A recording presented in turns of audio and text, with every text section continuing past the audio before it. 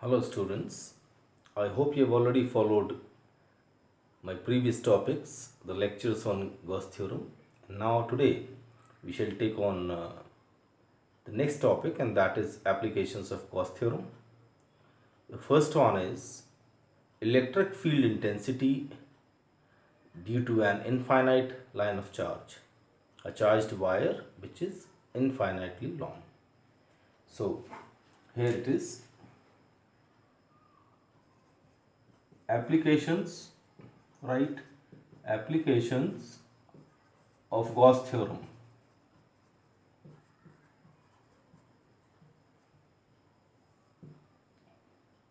First one, E, that is electric field intensity due to an infinite line of charge. We will take a charged wire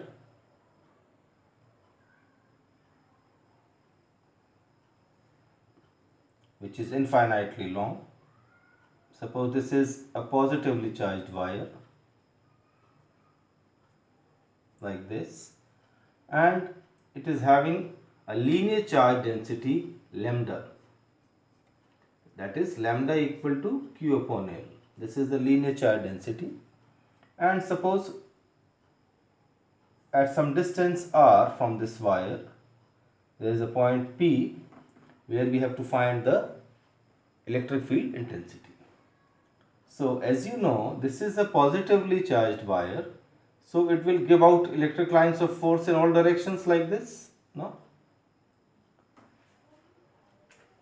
Suppose this is the wire. This is the positively charged wire, so it is giving electric field lines in all directions around this wire. No? So if I want to enclose these lines of force, then what shape of the figure can I assume? Of course, a cylinder. So we will assume a Gaussian cylinder in which this flux is trapped now. So we will take a cylinder of radius r. We will take like this, so that this point lies on the cylinder.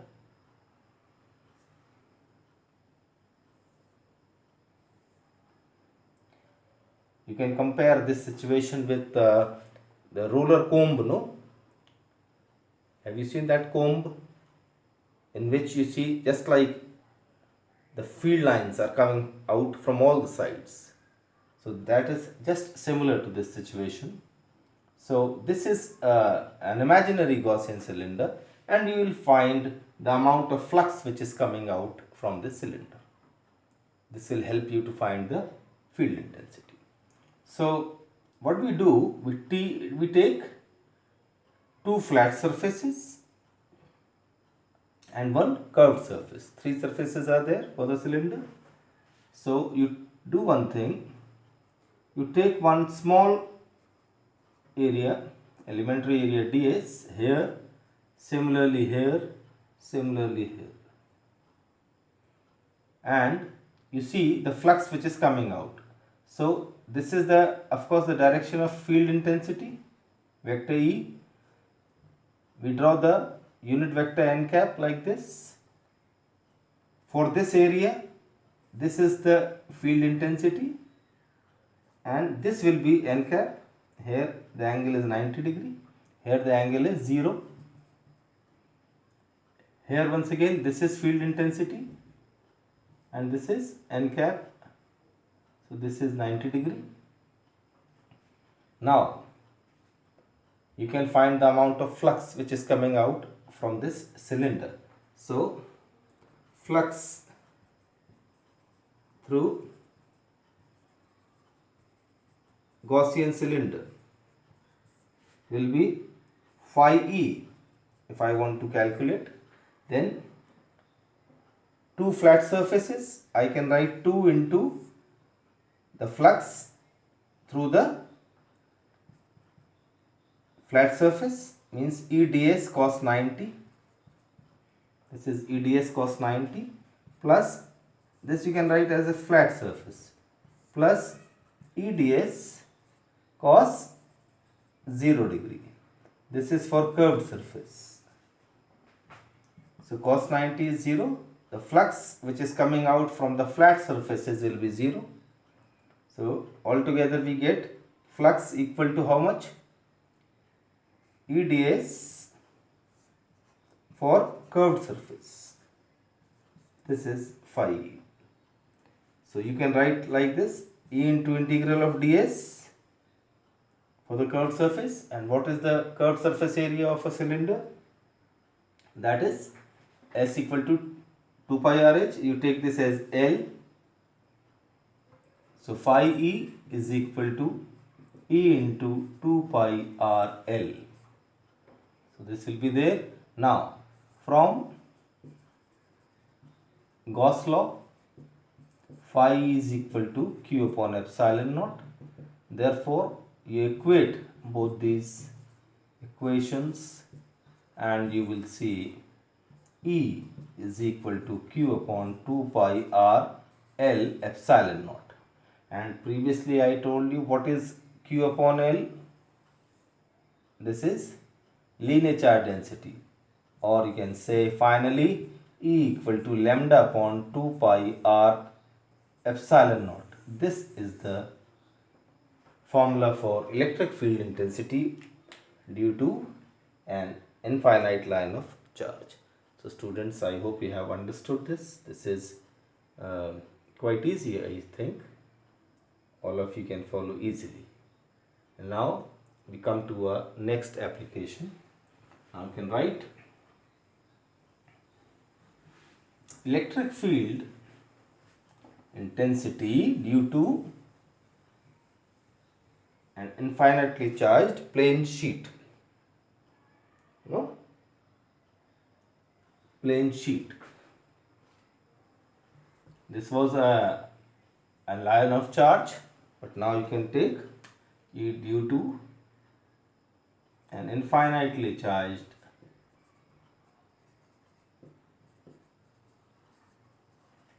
plane sheet. Now you take, this is the second one. Now you take this sheet like this. This is a positively charged sheet like this, and from this sheet you take some distance. Here you have to find the electric field intensity. So you take this distance equally this side also, and suppose you take one area ds like this, and through this area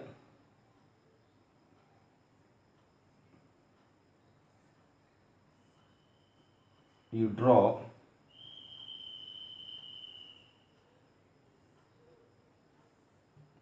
one cylinder like this. You draw one cylinder. This is area ds. Now the logic is, this is a charged sheet, positively charged sheet. So from the sheet the flux lines, means the lines of force, will emerge out on both the sides of the sheet. No? So if they pass through this, suppose for a small area ds, the lines of force, they are going like this in both directions. No? So if I take one point P over here, or P dash here, then through the diameter ds, if you take, the flux can be enclosed in a cylinder. Once again, this is an imaginary Gaussian cylinder which we have considered. And now once again the logic is that you find the amount of flux which is coming out from this cylinder. So once again the cylinder has got three surfaces, two flat and one curved. So for this flat surface, once again this is the unit vector n cap, this is the field vector, here also n cap, and this is the field vector. No? And for this curved surface, field is of course like this is field, but unit vector will be like this. So here the angle is 90 degree, here the angle is 0. theta equal to 0 both the sides for the flat surface. And now this is the figure in front of you. Easily now you can find the flux. So you will write the flux through the cylinder, through the, you say, always call Gaussian cylinder. So phi equal to, once again, two flat surfaces. You take EDS cos 0 degree, this is flat, plus this is EDS cos 90. Now you will take for curved one. So cos 90 is 0. So this part becomes 0. So altogether flux comes out to be 2 EDS, means 2 ES. No? Flux is totally coming out through the flat surfaces. So now you can write once again the same statement, since from Gauss law, phi equal to q upon epsilon naught. Therefore you equate both, 2Es equal to q upon epsilon naught, or E, you can see E, this is equal to q upon 2 epsilon naught S. And if I say sigma is the charge per unit area, this is the surface charge density, then you can write this as sigma, or you can say E equal to sigma upon 2 epsilon naught. This is the field intensity at a point due to an infinitely charged plane sheet. So students, I hope you have followed. Not a big deal, quite easy to understand. The process is the same for the calculation of field intensity in all the cases. The process, first you assume, what is the process? You can break it into easy steps. What is the process? First you assume a Gaussian shape, like a cylinder suppose, whatever be the case. First you assume the shape, then you find the flux, then you have to always write from Gauss law, since phi equal to q upon epsilon naught, equate both the equations and you will get the field intensity. This is the process in all the applications. So now we come to the next case, and that is field intensity due to parallel plates of charge. Field intensity due to parallel plates. That will also find an important application in the numericals. E due to parallel plates of charge, or you can say E between parallel plates of charge, or outside, no? So you take two plates of charge, non-conducting plates. Suppose these are positively charged plates, plate 1 and this is plate 2. Here you take once more positively charged plate, and one you take negative plate. Now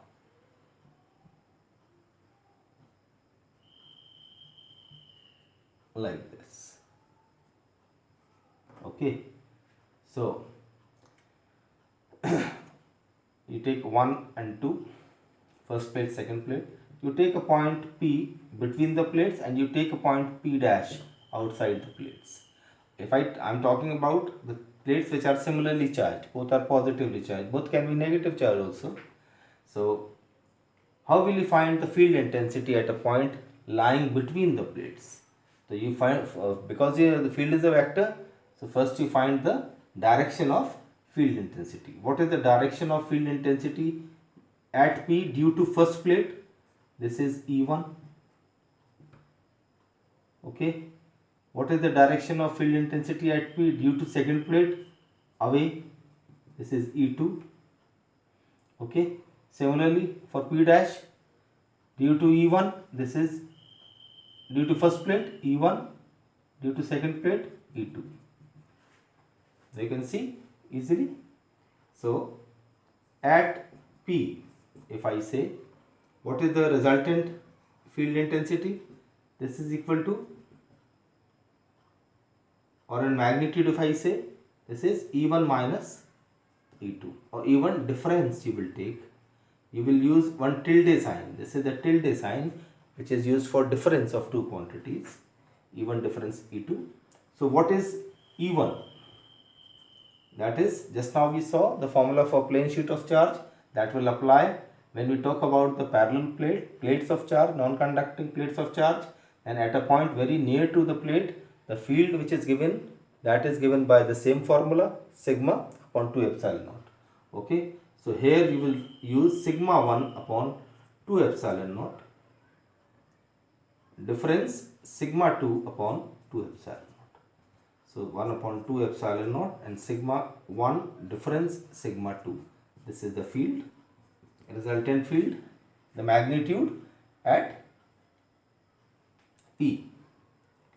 And you can write, if sigma 1 is equal to sigma 2 is equal to sigma, say, then ER is equal to 0.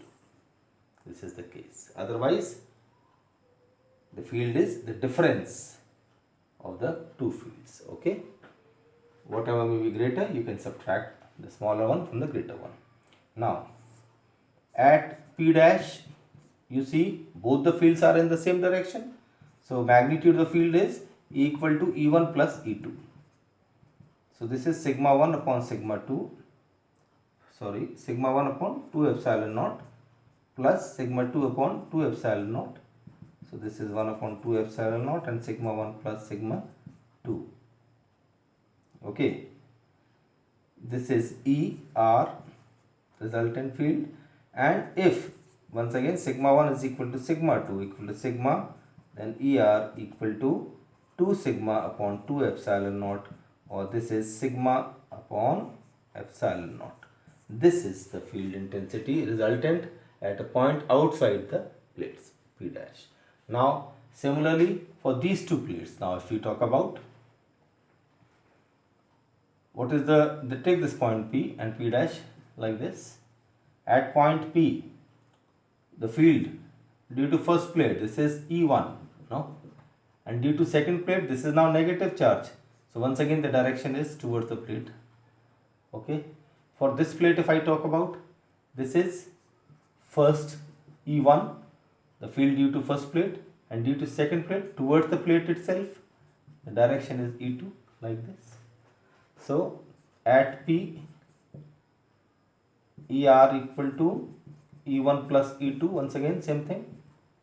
So sigma 1 upon 2 epsilon naught plus sigma 2 upon 2 epsilon naught. Okay, if sigma 1 equal to sigma 2 equal to sigma, say, then ER is equal to sigma upon epsilon naught. Once again, you're getting, and this is a very important result. You can see two equally and oppositely charged plates. If you consider, like you will be studying capacitors in the coming coming chapter, there between the plates of a capacitor also you find the field between the two plates is always sigma upon epsilon naught. And at P dash, if you say, so E equal to E1 difference E2. You can see both the fields are in opposite directions. So sigma 1 upon 2 epsilon naught difference sigma 2 upon 2 epsilon naught. And once again sigma 1 difference sigma 2. And if sigma 1 is equal to sigma 2 equal to sigma, say, then ER is equal to 0. So this is the case of the non-conducting plates of charge.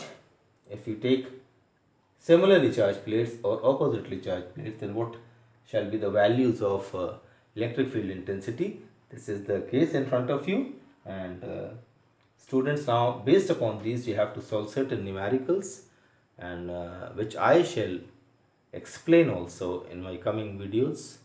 I hope for today, I hope you have followed these applications, and now you can easily go for the numericals also. Now I will see you in my next video where I will explain the remaining applications along with the numericals. Okay students, thank you.